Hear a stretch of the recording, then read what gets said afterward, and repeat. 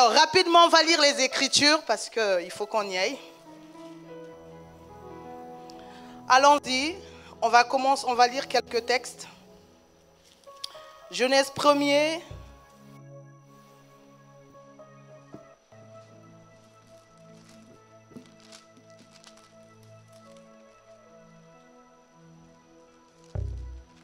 Excusez-moi. Le verset 28, mais nous connaissons très bien ce texte. La Bible dit, on commence au verset 27, Dieu créa l'homme à son image. Il le créa à l'image de Dieu. Il le créa l'homme et la femme. Alléluia. Intéressant, n'est-ce pas? Je sais que vous connaissez tellement bien ce texte. Alors, hier on a lu Matthieu 17. On ne va pas le lire aujourd'hui. On va lire dans le livre de Luc. Oui. Je préfère le texte de Luc parce que je vais dire quelque chose sur ce texte de Luc. Luc, le chapitre 1, le verset 30. On va aller rapidement.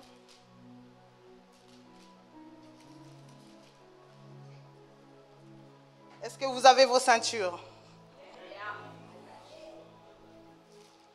Il n'y a que 2 voix que j'ai entendues. Ok, allons-y. C'est bizarre, je ne sais pas pourquoi j'ai les lunettes et je ne les mets pas. Alors, je commence au verset 28 pour comprendre. L'ange entra chez elle, à qui une grâce a été faite. Le Seigneur est avec toi. Troublée par cette parole, Marie se demandait ce que pouvait signifier une telle salutation. L'ange lui dit, ne crains point, Marie, car tu as trouvé grâce devant Dieu. Et voici, tu deviendras enceinte, et tu enfanteras un fils, et tu lui donneras le nom de Jésus. Amen. On peut s'arrêter là, nous prenons place dans sa présence. Hier, par la grâce de Dieu, j'ai commencé à lire le texte de Matthieu 17. Et sur ce texte, la Bible dit que Jésus a emmené ses disciples sur la montagne, sur une haute montagne. Quand ils arrivent sur cette haute montagne, quelque chose se passe. Il y a Élie et Moïse qui apparurent. Mais quelque chose me choque, c'est que Jésus change d'aspect, Moïse apparaît. C'est comme si Jésus voulait dire à Moïse encore quelque chose. Il voulait dire à Moïse, le jour où tu es monté des jours et des jours dans la présence de Dieu, ton visage a été complètement transfiguré. Mais le problème, c'est que quand tu es descendu, tu as mis un voile. Maintenant, j'aimerais te dire, Moïse, quand on se transfigure, on ne met pas de voile. Alléluia. Donc, il commence par dire à Moïse, attention, ne mets pas de voile. Moïse était là, il est en train de voir quelque chose. Mais ça encore, c'est quelque chose qu'on peut laisser passer. Ce qui m'étonne, c'est que le Moïse, comment on arrive à connaître que c'est Moïse alors que Moïse est déjà mort? Comment on peut savoir que c'est Moïse alors que celui-ci, c'est maintenant un esprit? Quelque chose me bouleverse et je comprends que finalement les gens qui sont là, c'est que Jésus à un moment donné en se transfigurant a laissé la dimension terrestre, c'est-à-dire a dit aussi à Élie et à Moïse, maintenant je vous rejoins dans la dimension spirituelle. Mais dans cette dimension spirituelle, on ne va pas rester de l'autre côté, on va vivre sur la terre comme des hommes. Mais ça encore, c'est rien. Cela me ramène dans Genèse 18. Dans Genèse 18, on est en train de me parler que Abraham, il était assis devant les chaînes de Mamré. À un moment donné, il voit 3 hommes passer. Quand je suis leur discours, je me rends compte que ce n'est pas les hommes, c'est des esprits. Je me pose la question. Donc dans le monde, à un moment donné, on peut vivre comme un esprit. À un moment donné, on peut vivre comme un homme. Alléluia. Donc tous les hommes que nous voyons, ce n'est pas les hommes. Est-ce que vous êtes avec moi? Est-ce que tous les hommes qui sont sur la terre, ce n'est pas les hommes? Jésus voulait aussi enseigner à ses disciples ceci.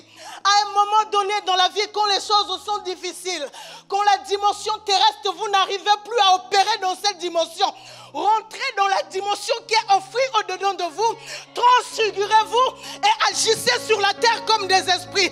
C'est pourquoi ce soir, je ne viens pas parler à des hommes, je viens parler à des esprits en ces lieux. Je viens à l'assemblée des esprits, là où les esprits se rencontrent. Alléluia. Les sorciers, eux, ils rentrent dans le monde, dans la dimension des esprits. Mais ce qui est regrettable, le chrétien n'utilise pas sa dimension d'esprit. Alléluia. La transfiguration veut aussi dire, il y a des moments que nous devons vivre en tant que des humains, mais il y a un moment donné, il y en a marre. Il faut agir comme des esprits. Et je viens dire à quelqu'un, c'est le temps pour toi de faire voir la dimension de l'esprit qui est au-dedans de toi. Moïse était mort, mais il était là. Élie était déjà enlevé il y a des années, mais il était là. Jésus-Christ lui-même, il a dit non. Mais en réalité, je vais vous dire quelque chose. La Bible dit dans le livre de Genèse, Dieu lui-même, il a dit, faisons l'homme à notre image, selon notre ressemblance. Je me pose la question, de quelle couleur est Dieu? Alléluia. Le visage de Dieu ressemble à quoi?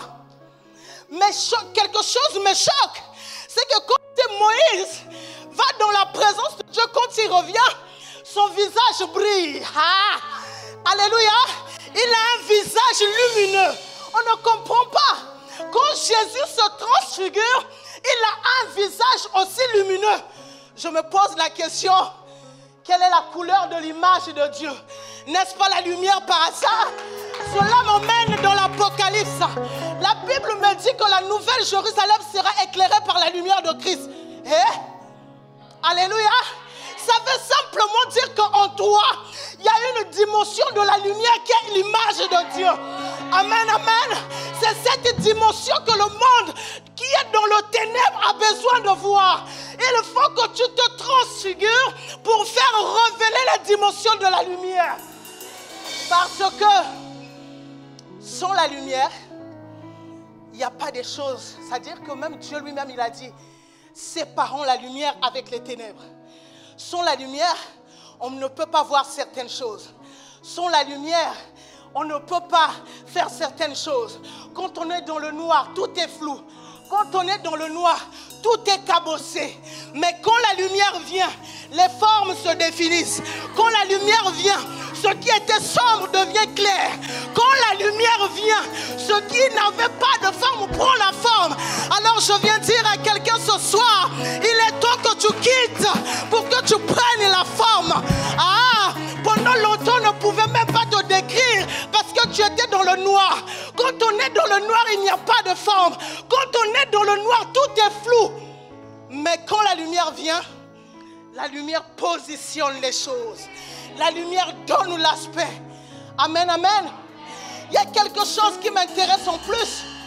C'est ce que ce Jésus fait là, dans la transfiguration. Mais, bien aimé, ça ne vous choque ou pas que Jésus soit là? Quel est l'enseignement que Jésus veut nous faire comprendre? En étant là, il est Dieu, n'est-ce pas? Alléluia. Vous êtes avec moi? Il est Dieu. Il est tout puissant. Hier, j'ai dit, il se transfigurait à tout moment. Mais là, il est là. La première chose que nous devons comprendre, c'est ce Jésus vient d'où? Celui qui se transfigure vient d'où? Pour comprendre comment se transfigurer, il faut remonter dans les origines. N'est-ce pas? Mais quelque chose me bouleverse. C'est Jésus est mystique. La Bible me dit dans le livre de Luc 1:30 qu'il y avait une jeune fille qui était tranquille dans sa vie. Voit comme ça un ange apparaître. Et l'ange fait des éloges. L'ange dit, je dis bien l'ange, je ne dis pas Dieu. La Bible parle d'un ange. La Bible dit que l'ange lui dit, Marie, toi qui as reçu une grâce extraordinaire, tu deviendras enceinte. Ce n'est pas Dieu qui dit, mais c'est un ange. Ce qui me choque, c'est que la parole d'un ange a créé quelque chose dans le ventre de Marie. Une parole qui est sortie, la parole s'est métamorphosée. Et la parole a changé de dimension. Ce qui était verbal est devenu tangible, quelque chose de physique, quelque chose que l'on peut toucher.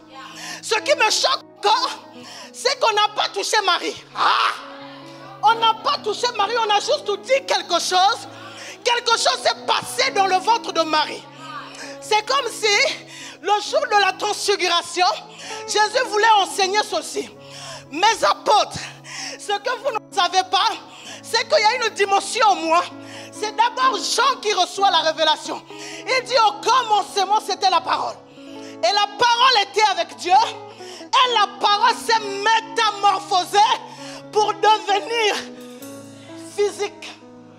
Alléluia. Alléluia. La parole s'est métamorphosée. La parole a changé d'aspect. La parole s'est matérialisée pour devenir chair. Et cette parole rentre dans le ventre de Marie. Alors, Jésus est en train de dire à ses disciples, en fait, si vous voulez vous transfigurer, soyez la parole. Oh, est-ce que vous êtes avec moi? Si vous voulez vous transfigurer, devenez la parole faite chair. Le problème, c'est quoi? Ce que beaucoup de personnes ignorent, c'est qu'il devait être des versets bibliques. Beaucoup de personnes ignorent leur nature. Je vous ai dit, la parole s'est faite chair. Cette parole a quitté la dimension de la parole orale. C'est matérialisé, c'est métamorphosé, c'est transfiguré. Et cette parole est devenue chair. En devenant chair, bien-aimé, cette parole voulait simplement montrer que ce qui ne peut être saisi peut devenir quelque chose que l'on saisit. Alléluia. Ce qu'on peut écouter simplement peut devenir quelque chose qui peut être saisi à la main. Ça veut dire quoi? Ça veut dire que vous, mes disciples, quand vous êtes dans le monde, quand vous voyez que les choses sont difficiles, devenez la parole. En devenant la parole, vous serez protégés. Alléluia. Vous serez protégés. En devenant la parole, vous serez des hommes insaisissables. Les hommes que le monde ne peut pas toucher. Je vais le dire mieux. Vous me voyez là. Si je n'étais pas devenu la parole, les situations de la vie allaient me détruire. Alléluia. Vous savez, souvent on parle Adam, Abraham, mais on a aussi des témoignages de notre temps. Alléluia. Moi, il y a peut-être 12 ans de cela, enceinte de jumeaux, le Seigneur a décidé de ravir son serviteur, le pasteur. Celui qui était le pasteur de l'église. Celui qui était le visionnaire de l'église. Enceinte, le jour où j'accouche, l'homme tombe malade. Bizarrement, on ne comprend pas. Une bactérie pulmonaire, alléluia, le ramène.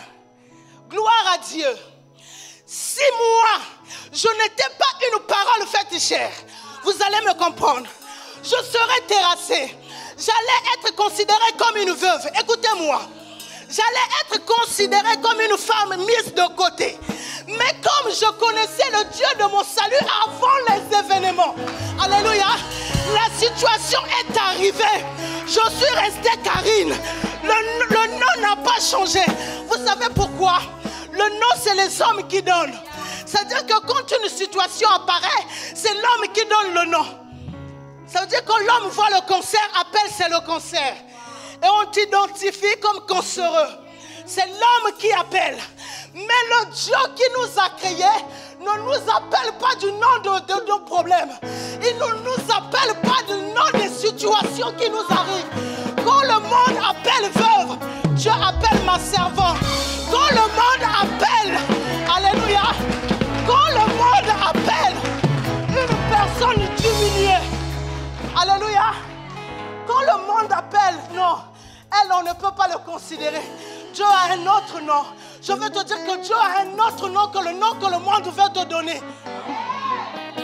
Est-ce que tu es avec moi? C'est-à-dire que comme j'étais la parole qui s'est faite chair, cette situation est passée, m'a bougé. Mais ma nature d'enfant de Dieu est restée. C'est alors que j'ai compris les Écritures. Quand une parole devient, quand une vie devient un verset biblique, ça ne veut pas dire que cette vie n'aura pas de difficultés. Attention. Mais cette vie aura des difficultés. Mais le problème, c'est que comme le verset biblique est à l'image de Dieu, selon la ressemblance de Dieu, il n'y aura absolument rien qui changera l'aspect de ce texte-là. Les problèmes peuvent arriver, mais la nature de la parole, il n'y a rien qui peut changer la nature de la parole. Alléluia. Qu'est-ce que j'essaie de dire? J'essaie de dire qu'il y a une dimension de la transfiguration qu'on appelle la parole faite chair. C'est-à-dire que quand vous lisez la Bible, quand vous lisez les Écritures ne sont pas faites pour lire, les Écritures sont faites pour devenir. Ça veut dire que quand je lis un verset, je suis appelé à être le verset. Quand je suis, alléluia, quand je lis un verset que la parole s'est faite chair, ça veut dire qu'il y a des moments, quand j'arrive devant le chaos, moi qui ai la chair, je deviens la parole, je parle. C'est pourquoi dans les situations, tu quittes la dimension de la chair, tu deviens la parole, tu commandes aux situations et les situations s'inclinent. Quand tu deviens la parole, tu dis à la mort, repousse-toi, la mort repousse. Elle se repousse, alléluia. Quand tu deviens la parole s'impose. Mais ce qui est grand dans cette dimension de la transfiguration, c'est qu'il n'y a rien qui peut se comparer à la parole de Dieu. Alléluia. La parole de Dieu restera et demeurera toujours le champion. C'est-à-dire que les situations peuvent se lever, mais la parole demeure. N'est-ce pas, il est dit, tout passera, mais la parole ne passera jamais. Alléluia. Oh. Je suis venu parler à des esprits. Je suis venu parler à des esprits. Il y a des moments où on devient la parole. Il y a des moments où on devient la chair. Quand tout va mal, soyez des esprits qui marchent sur la terre. Hey, quand tout va mal, ne soyez pas des hommes ordinaires. Transfigurez-vous. Devenez la parole. Opérez, agissez, renversez les situations.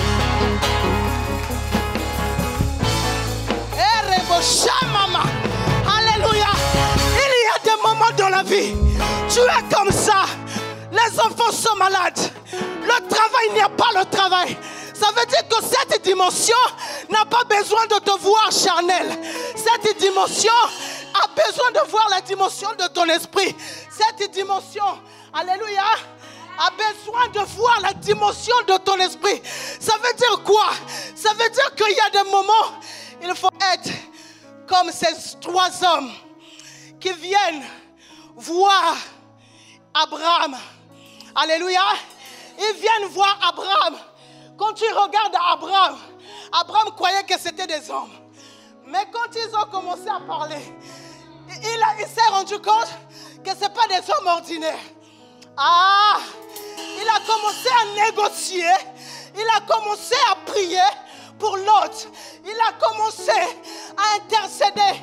Mais ce qui est étrange, c'est que la Bible commence par trois hommes. Après, à un moment donné, la Bible dit, deux d'entre eux partirent vers la dimension et la direction de Sodome et Gomorrhe. Et à un moment donné, aïe, aïe, aïe, la Bible dit, et l'Éternel dit à Abraham, maman, ça veut dire quoi? Ça veut dire que Dieu s'est fait chair, pas seulement longtemps de Jésus-Christ, Dieu a commencé à se faire chair depuis le temps d'Abraham.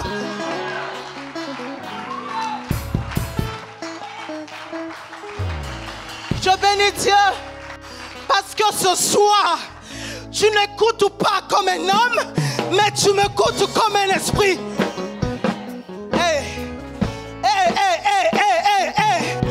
Je dis à quelqu'un ce soir, c'est le temps de ta transfiguration, c'est le temps de ton changement, c'est le temps que tu changes de dimension.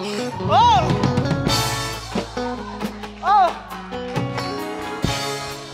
Alléluia. Il y a les temps dans la vie, j'apparais comme Karine. Mais il y a des temps dans la vie, j'apparais comme la fille du Dieu très haut. Et je perds dans cette dimension. Ce qui me bouleverse, Matthieu 17. Oh, moi je croyais qu'on allait dire, ceux-là ce sont mes fils bien-aimés. Ceux-là sont mes fils bien-aimés. Écoutez-les. Non. La Bible dit, et une nuée les a. C'est-à-dire que au lieu qu'il y ait 2-3 voix qui parlent, la voix du Père retentit pour dire, celui-ci est mon fils bien-aimé. Écoutez-le. My God. La personne qui a écrit Hébreu, il dit, après avoir parlé à nos pères par des prophètes, mais dans le dernier temps, Dieu nous parle par son Fils. Et ensuite il dit, qui est le reflet de quoi? De sa gloire. Mon Dieu. Pour dire simplement, dans le dernier temps, tel le Fils est transfiguré, ceux qui croient au Fils ont la dimension de faire ce que le Père a fait. Pour comprendre cela, Matthieu 5, à partir du verset 19 jusqu'au verset 25. Jésus-Christ, il apparaît, il dit, je ne fais rien de moi-même. Tout ce que je fais, c'est ce que je vois le Père faire. My God. Mais Jésus, comment tu peux dire une chose comme ça? Jésus, il dit, je ne fais rien de moi-même. Donc Jésus, quand il s'est transfiguré la première dimension, il leur a dit, vous pouvez vous métamorphoser par la parole. La deuxième dimension de la transfiguration, il leur dit, si vous voulez vous transfigurer, vous n'avez qu'à regarder le Père. Vous ne comprenez pas encore. On va y aller. Alléluia. Vous n'avez qu'à regarder le Père. Parce que celui qui regarde le Père, dans Jean 5, Jésus dit, tel le Père ressuscite les morts, il est aussi donné au Fils de ressusciter les morts. Alléluia. Donc Jésus était en train de dire que si vous voulez vous transfigurer, ayez les yeux fixés sur le Père. Parce que le Père est comme un miroir. Celui qui regarde le Père, il voit le Père faire. Mais ce que le Père est en train de faire, c'est en réalité ce que cette personne est amenée à faire. Écoutez, bien-aimés. Écoutez, le miroir des hommes. Parce que l'un de nos textes de base, 2 Corinthiens 3, 18, n'est-ce pas? Nous contemplons la gloire du Seigneur comme sur un miroir. Alléluia. C'est l'un de nos textes de ce grand, alléluia, de cet événement. Jésus, quand il dit, quand je regarde le Père ressusciter les morts, c'est comme si le Père me disait, moi je suis ton miroir. Quand tu me vois faire, tout ce que tu me vois faire, tu es amené à le faire. Maintenant, je comprends une chose. On parle comme un miroir. Or, le problème d'un miroir, c'est lequel? Quand tu vas dans un miroir, servant de Dieu, lève-toi. Alléluia. Quand tu vas dans un miroir, le miroir doit te donner ton image à toi. Et le miroir des hommes va te montrer tes imperfections. Quand tu regardes le miroir, tu vois ton gros nez. Quand tu regardes le miroir, tu vois que tes 2 oreilles ne se correspondent pas. Quand tu vois le miroir, c'est pour corriger les choses. Mais chose étrange, Jésus dit, je ne fais rien de moi-même. Pour que je me transfigure, Il me suffit juste de voir le Père faire. Quand je vois le Père mettre une blouse, opérer comme un médecin, ça veut dire que je suis un médecin. La bonne nouvelle que j'ai à te dire, nous pouvons être 7 milliards sur la terre, aucun ne verra Dieu de la même façon. Ça veut dire que chacun a une image du Père. Et l'image du Père que tu vois, c'est cette image que tu es emmené à être. Ce soir, je viens parler à des challengers. Il est temps que tu portes l'image de Dieu. Et cette image est unique. Cette image est pour une seule personne. Cette image n'est que pour toi.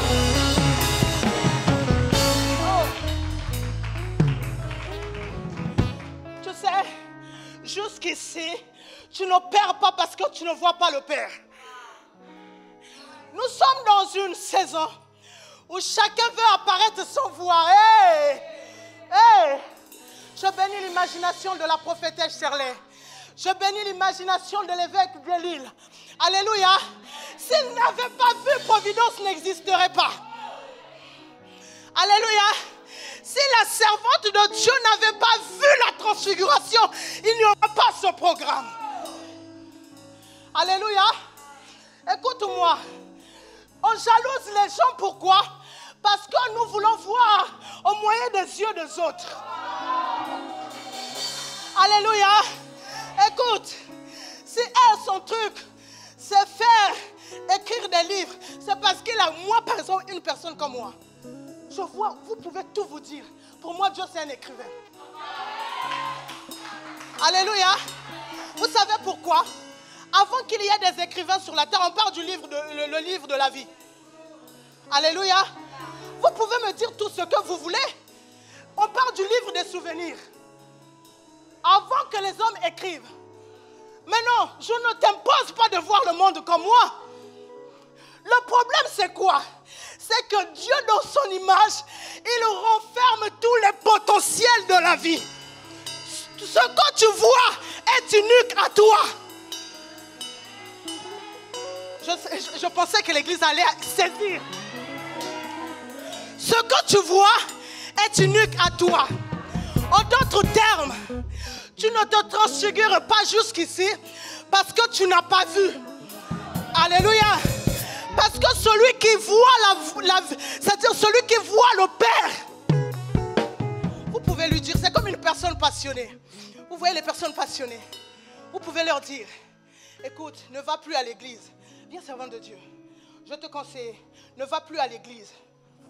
Tu vois, l'église, c'est pour les gens qui ont raté la vie. L'église, c'est pour ceux qui n'ont rien à donner à la société.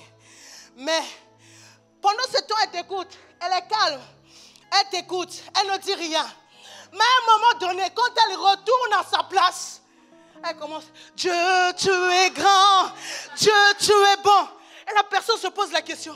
Mais tout ce que j'ai pu dire là, oh, écoutez, vous pouvez freiner une personne qui est peut-être ordinaire, mais une personne qui est passionnée. De plus, une personne qui a vu. Vous savez pourquoi les apôtres sont restés les apôtres? Parce qu'ils ont vu. Et dans la transfiguration, on voit.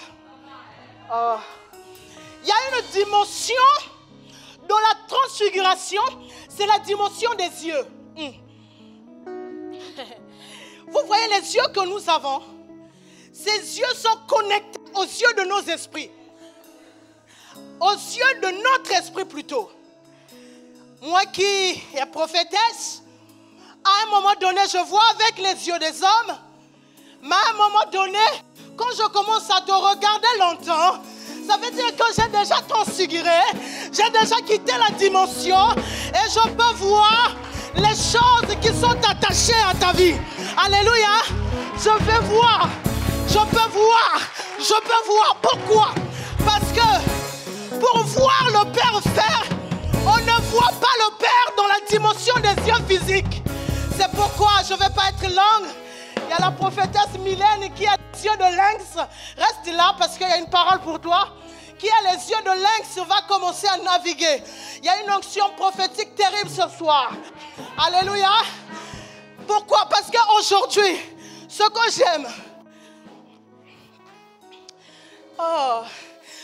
j'aime, Hébreux 12, nous sommes assis sur la nuée des témoins. Alléluia. Et sur cette nuée de témoins, il y a toutes les personnes qui ont vu Dieu. Il y a des hommes comme Anne. Et il y a des femmes comme Anne. Elle a été longtemps stérile. Mais elle a cru au Dieu vivant. Et Dieu lui a fait une petite place dans l'assemblée. Alléluia. Dans l'assemblée des saints. Pour dire quoi? Écoute-moi. Quand tout va mal dans la vie, il y a un prototype de fait. Ça veut dire quoi? Ça veut dire que Dieu, dans sa préscience, a déjà positionné des prototypes de tout. C'est-à-dire qu'il y a tout qui existe. Pour dire simplement que quand tout va mal, regarde, il y a quelqu'un qui a déjà réussi à faire ce que toi, tu n'as pas encore fait. Tu m'écoutes? Il y a une personne dans la nuée de témoins qui a réussi à faire ce que toi, tu n'arrives pas à faire. Ce que tu es en train de demander, quelqu'un l'a déjà réussi. Alors Dieu prend cette personne et le place pour te motiver. Pour te dire qu'en fait, si tu veux te transfigurer, apprends à voir. Vous savez, je vais choquer un peu quelques personnes. Ceux qui regardent sur la nuée de témoins, c'est ceux qui n'arrivent pas à voir le Père. Vous savez, pour voir le Père, il faut avoir la lumière. J'ai glissé tout à l'heure que son visage reflète tellement. Alléluia. Mais comme son visage reflète, tu ne peux pas le voir. Parce qu'il est lumière. Mais pour le voir, il faut que tu sois lumière. Vous savez, il y a des degrés de lumière. Il y a des degrés de lumière. Tu peux voir, là par exemple, on est ici. Tout le monde ne voit pas. Il y en a qui ont besoin des lunettes. Il y en a qui n'ont pas besoin de lunettes, ils voient. Alléluia. Ils n'ont pas besoin de lunettes. Le Seigneur veut nous dire ici à Providence, ce que j'ai reçu pour Providence, servant de Dieu, tu me permets, sous l'autorité de l'évêque et toi-même, c'est qu'il est temps que les yeux s'ouvrent pour voir le Père. J'ouvre encore une autre parenthèse. Hier, je disais à l'un de vous que quand Dieu, dans sa préscience, veut te montrer une image de lui, il te montre l'image de la servante de Dieu et du serviteur de Dieu. Eux, ils sont les miroirs qui reflètent Dieu. Tu ne peux pas voir Dieu si tu ne les vois pas. Vous savez pourquoi l'église est faible? Parce qu'on est à l'église, au lieu de regarder les parents, nous on se regarde. Écoute, la transfiguration, le secret, hier on nous a parlé du visage. Le visage de Jésus était défiguré. Il était cabossé. Il y avait plein de sang. Il y a la grâce de Dieu. J'entends conversion. J'arrive. Jésus était cabossé. Le Père, il voit le Père le quitter. My God. Le Père, mon allié de tout le temps, le quitter.